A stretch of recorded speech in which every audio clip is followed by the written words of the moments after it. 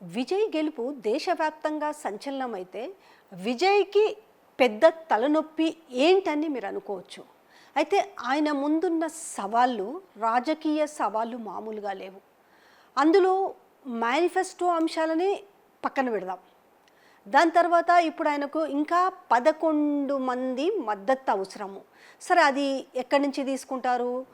AIADMK నుంచి తీసుకుంటారా, లేకపోతే కాంగ్రెస్ పార్టీ నుంచి కొంతమందిని తీసుకుంటారా, వాట్ ఎవర్ ఇట్ ఈస్. ఏది ఏమైనప్పటికీ కూడా విజయ్ సీఎం అవడం అనేది 100కి 100% అది నిజమయ్యేది. దీంట్లో ఎవరు కూడా తోసిపుచ్చడానికి లేదు. అయితే సీఎం అవగానే అయిపోతుందా అనే చర్చ కూడా మొదలైంది. అందరూ కూడా మాట్లాడుతున్నారు మేనిఫెస్టోలోని అంశాల గురించి. నేను ఆ మేనిఫెస్టోలోని అంశాల గురించి కూడా ఒక సపరేట్ వీడియో చేసి నేను మీ ముందుకు తీసుకొస్తాను. మేనిఫెస్టోలోని అంశాలు సపరేట్గా మాట్లాడదాం. అలాగే ఆయన ఎవరి మద్దతు తీసుకుంటున్నాడు ఏంటి అనేది కూడా ఇంకొక వీడియోలో మాట్లాడుకుందాం. ప్రస్తుతము ఆయనకి తలనొప్పిగా మారిన వ్యవహారం ఏంటి?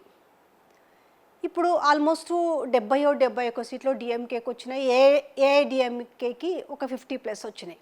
సో ఆ రెండిటికి కూడా 2 వార్తాపత్రికలు ఉంటాయి, వాళ్ళకు మద్దతుదారు మీడియా కూడా ఉంటుంది. ఇక్కడ ప్రతిదీ కూడా రేపు అసెంబ్లీ సమావేశాల్లో కావచ్చు, లేదంటే ఈయనిచ్చిన రేపు మేనిఫెస్టోలోని అంశాలు అమలు చేయకపోయినా కావచ్చు, లేదంటే విజయ్ ప్రజలకు మాటిచ్చిన వాటిని రేపు ఏదైనా కూడా ఇంప్లిమెంట్ చేయకపోతే పాలసీస్ పరంగా మాట్లాడడం కంటే కూడా తెరపైకి ఎక్కువగా తీసుకొచ్చే అంశాలు ఏమున్నాయి అంటే త్రిషకు సంబంధించిన అంశాలనే రేపు ఎక్కువగా తెరపైకి తీసుకువస్తారు అనడానికి మనకు ఆల్రెడీ కనిపిస్తుంది కదా. విజయ్ పార్టీ పెట్టినప్పటి నుంచి ఆయన టీవీకే పార్టీ స్థాపించి ఎలక్షన్లో సింగిల్గానే నేను పోటీ చేయబోతున్నాను, నాకు ఎవరు మద్దతు అవసరం లేదని చెప్పినప్పటి నుంచే ఆయన మీద ఆల్రెడీ వ్యక్తిగత దూషణలు ఏ విధంగా వచ్చినాయో మనం చూడొచ్చు. ఆల్రెడీ బీజేపీ వాళ్ళు మాట్లాడుతూనే ఉన్నారు. ఏఐడిఎంకే పొత్తులో ఉన్న బీజేపీ వాళ్ళు త్రిషకు సంబంధించి ఆయన త్రిష ఇంటి నుంచి విడిచిపెట్టి బయటికి రావాలని మాట్లాడిన మాటలు కావచ్చు. దాని తర్వాత ఆయనకు త్రిషతో ఉన్న ఏదో రిలేషను, అలాగే ఆయన వ్యక్తిగత అంశం, అందుకని వాళ్ళ భార్య విడాకులు తీసుకుంటుందని చెప్పేసి ఆ విడాకులకు సంబంధించిన అంశాన్ని తెరపైకి తీసుకురావడము, ఇవన్నీ ఆయన గెలవక ముందే ఆయనకు ఎదురైన సవాళ్ళు. సరే, వీటన్నిటిని కూడా తమిళనాడు ప్రజలు పట్టించుకోలేదు. కానీ ఇప్పుడు మాత్రం అలా ఉండదు కదా. అసలైన సవాళ్ళను ఏ రకంగా ఎదుర్కోబోతారు, ఇవన్నీ కూడా ముఖ్యంగా ఆనాడు ఎంజీఆర్కి జయలలితకు సంబంధించిన టాపిక్ ఏ రకంగా ఎదురు సవాళ్ళుగా ఆయనకు నిలిచిందో, సేమ్ ఇప్పుడు ఈయనకు కూడా విజయ్ కూడా త్రిష అనే ఒక సబ్జెక్టు ఆయన చాలా కన్స్ట్రక్టివ్గా ఎదుర్కోవాల్సిన సందర్భం ఎదురవుతుందనేసి మనము ఖచ్చితంగా ఊహించవచ్చు. ఇక మీడియాలో ఎలాంటి వార్తలు స్పెక్యులేట్ చేస్తారు, ఎందుకంటే పెద్దగా మనకేం నైబర్ స్టేటే కాబట్టి తెలుగు మీడియాలో కూడా దీనికి ఏం పెద్ద అతీతులు కారు. అక్కడి నుంచి ఇక్కడికి కూడా వార్తలు ఏ విధంగా వస్తాయో చూస్తాం. సో ఈ గెలుపు అనేది పట్టుమని 10 రోజుల పాటు నిలవక ముందుకే ఆల్రెడీ మీడియాలలో అప్పుడే మొదలైనవి.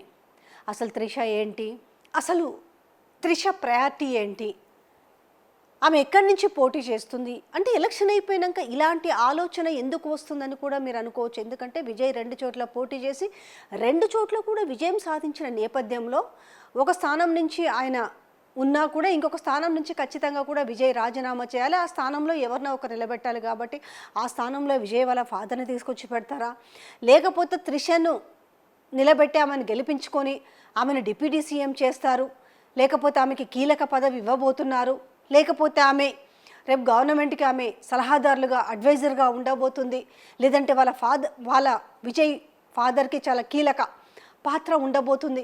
ఇలాంటి వార్తలన్నీ కూడా ఆల్రెడీ గుప్పుమంటున్న నేపథ్యంలో మరి త్రిషన్ రాజకీయాల్లోకి ఇప్పుడే వెనువెంటనే తీసుకువస్తాడా? నిజంగానే ఈయన 2వ స్థానం నుంచి, ఎందుకంటే ఖచ్చితంగా ఆయన ఒక స్థానం నుంచి నిలబడాలి కాబట్టి 2వ స్థానం నుంచి ఖచ్చితంగా ఆయన రాజీనామా చేయాలి. ఆ రాజీనామా చేసే స్థానంలో ఇటు త్రిషన్ కానీ లేకపోతే అటు విజయ్ తండ్రిని కానీ ఆ స్థానం నుంచి నిల్చోబెట్టి గెలిపించుకోబోతున్నారా? సో ఇక్కడి నుంచి ఆయనకి ప్రతిపక్షం నుంచి వచ్చే సవాళ్ళని ఏ రకంగా ఎదుర్కోబోతున్నారు అనేసి ఆయన రాజకీయ పరిపాలన కంటే కూడా ఆయన ఈ వ్యక్తిగతంగా అంటే ఈ పర్సనల్ వ్యవహారాల మీద చాలా తలనొప్పి ఎదుర్కోవాల్సిన పరిస్థితి ఉంటుందనేసి ఆల్రెడీ రాజకీయ విశ్లేషకులు దీనిపైన చర్చలు మొదలుపెట్టిన నేపథ్యం కనిపిస్తుంది. మామూలుగానే జనరల్గానే ఇవేవి లేకుండానే మామూలుగానే వాళ్ళ మీద నెపాలు ఎన్ని వస్తుంటాయో చూస్తుంటాం. సినిమా ఇండస్ట్రీ నుంచి వచ్చిన వ్యక్తి, అందులో ఆల్రెడీ గుప్పమంటున్న వార్తలు, త్రిష నిన్న వెళ్ళి పూజ చేయడము, అందులో టీవీకే పార్టీనే త్రిష అండ్ విజయ్ ఇద్దరి పేరు కలిసి వచ్చే విధంగానే టీవీకే పార్టీ అని పెట్టారని చెప్పేసి, సో ఆ విధంగానే ఆయనకు ఆమె బర్త్డే రోజే ఆమెకి ఒక ఈ సీఎం పదవిని ఆమెకి కానుకగా ఈయన ఇచ్చాడని చెప్పేసి ఇవన్నీ కూడా వార్తలు వస్తున్న నేపథ్యంలో ఇక మునుముందు ఎలాంటి తలనొప్పులు ఎలాంటి సవాళ్ళు ఉంటాయో అనేది మాత్రం ఇది ఎక్స్పెక్టెడే అనిపిస్తుంది.